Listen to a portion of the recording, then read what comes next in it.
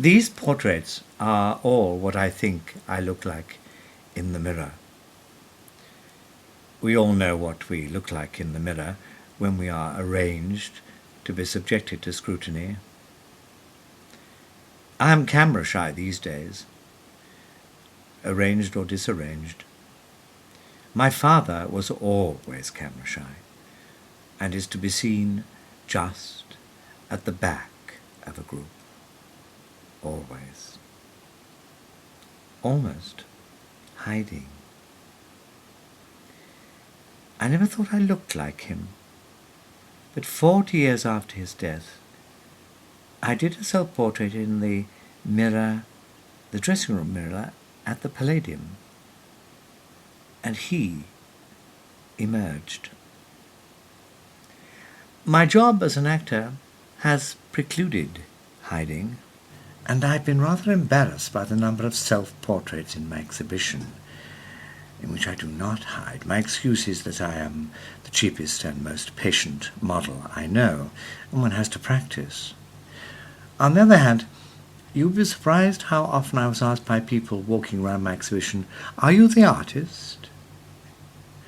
Being an actor into the bargain, there is always another front on which one's identity can be annihilated. There was someone today who said my performances had given him pleasure over the years, and immediately mentioned another famous actor and his performance in a production in which I did not appear. He had to be prompted, like a forgetful actor, to be reminded of the pleasure I had given him. Then there were the people who walked into the gallery and had their fill of it in 10 seconds. I think 5 seconds was the record. And the tantalizing moment when someone picks up one's book and examines it for many, many seconds, only to put it down again and leave the gallery without purchasing it, without a word. But at least they didn't, as one person did, shoplift a postcard on the way. Here I am in the middle of my oeuvre. We had the private view last night. Today it's been rather quieter. A lady from Wales, Cardiff, I think, came in, and forgive the patronising accent imitation, but she said I might have seen you in a venue, I forget what it was called, but something Welsh. Venue that hosts boxing mainly. I think I saw you in something there 50 years ago. I thought the conversation was as surreal as anything this room had ever seen. Let's think about naturalism or realism or whatever ism it is here. Let's stand near this picture of me. Actually, a friend of mine, the most praise he could give to this was how wonderfully well I had painted my jeans. He said nothing about the face.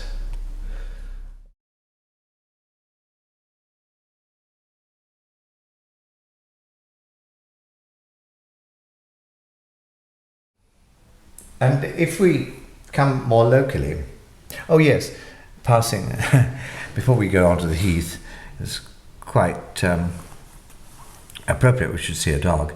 This is Bean, our little mongrel lady dog, orphan. And this is Judge's Walk. She likes this place. Plenty of trees, you see. Come and look at this one here. You need a real close-up of this little fragment. I need to get my glasses. I get my glasses so I can read to you the little poem that's featured here in my own fair hand. The Only. My beachcomber's lucky technique discovered this fragment unique. It was found at low tide near the Tate at Bankside. Found art, or is that too oblique? Oh, only begotten pipsqueak. I'm serious, not tongue-in-cheek. Cast aside by the Thames, semi-precious of gems, how I value your modest mystique. 2005. Now, Vincent Crummles bought this last night. Note the red dot. Somebody said they went to a private view where the red dots looked like an attack of the measles. We had a rather more benign attack last night. Can you see this? She's called Grey Girl. I did her at a life drawing class. Vincent Crummles, yes. We had 3 Vincent Crummles, one that didn't ever make the stage. Graham Crowden, who died recently, was wonderful. And so was Christopher Benjamin, who bought this, and lives quite locally. I hadn't seen him for ages and ages, probably not for 30 years. And he was one of those actors who always played old men, and now that he's come into his own, looks actually rather better, much younger. While we're thinking of Vincent Crummles, this is Tom Stoppard's Player in Rosencrantz and Guildenstern Are Dead, played by one of our Vincent Crummleses, Graham Crowden, the late sadly lamented Graham Crowden. And he played the player king with John Stride, Guildenstern and Edward Petherbridge, Rosencrantz. So this is the Hamlet corner, because here I am as the ghost, and here is Alex Jennings just managing to get his head into the picture as Hamlet, but he had his chance when we did the play, because he had so much to say. Emily Richard, Mrs. Petherbridge, as Irina. This is called Waiting in the Wings, this picture, in Chekhov's Three Sisters. Glenna Jackson in The Strange Interlude. Edward Petherbridge as Newman Knox. Surinder Bergerac. Kate Nickleby. Krapp with his last tape. And various other people. Norman Evans is featured here. A famous pantomime dame of the 1940s and 50s. And if we zoom back here, we can see him. He's appearing at the Alhambra Theatre, where I first saw pantomime. This is about 1950, what it looked like. It was painted brown on account of the bombs dropping on it. If it had been white, it is white. It is terracotta, white terracotta, tiled somehow. But it was painted brown, chocolate brown then, to protect it from the Nazi bombs. And here's my brother, who only died 2 weeks ago or so, age 87. He rose to the rank of police superintendent, but he is on point duty. There was also a policeman there, and I said, "Did you ever do duty outside the Alhambra?" "Yes," he said. So, because of his love of classical music, I'd given him the air of somebody who might be conducting the pit orchestra. I think that's the actor who played the Demon King in the pantomime going to rehearsal. Possibly. Well, that's all I'm going to show you just now. Hampstead NW3 is, of course, a hotbed of culture and wealth, with the emphasis on the wealth. What is art, I ask myself. You can hear somebody next door rehearsing for a recital, and people chatting in the hall. People say, "I know what I like." Perhaps they say, "I know what I don't like." They don't tend to like my abstracts, and I don't really believe in my abstracts either. I tried a quick picture of Lord Peter Wimsey, which might be semi-abstract. I didn't dare try an abstract until I found that my iPhone had a program on it which called Brushes, which means that I can create them on the screen. Now then, there is a way of making this go into a mode which is photo, slideshow. There we are. So that's a less controlled Peter Wimsey. That's a very uncontrolled Peter Wimsey. And homage to Miro, homage to Mirror, Mirror on the Wall. And, that's minimalist. That's Sturm und Drang. And that is whatever you like to make of it.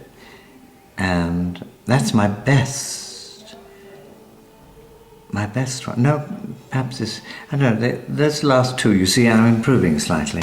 I think that's my best one.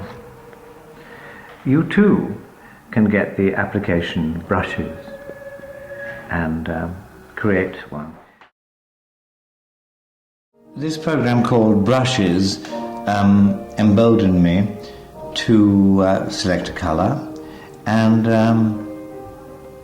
try to go abstract. You can always go to brush again and think, do I need the line that thick, or could I manage it with that thick?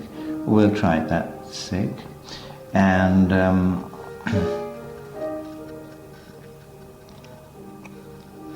so as soon as I found I had this palette and this canvas to go on, it emboldened me to think I could go abstract. And anything you don't like, you can easily take out. And so I did a lot of outtakes. And then I might decide to go back and change color. Shall we have a different color? Let's have a bright color.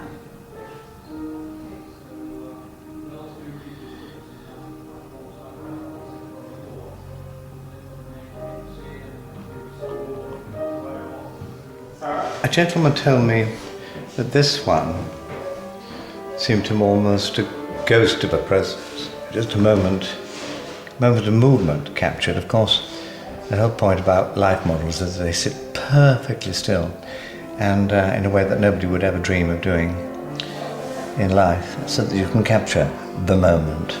And similarly, there's even less sense of movement to me in this one, although what fascinates me about this one is the light on the face, which is almost a simple pastel line, which just shows the way at the edge of her cheeks and forehead and chin are catching the light. And her hair, I didn't get it all in, was particularly joyous. So, I promise you red dots.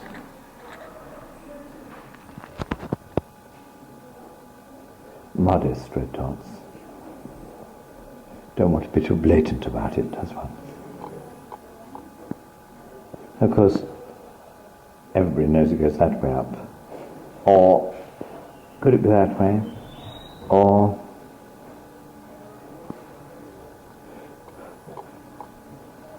an attack of measles, as I said.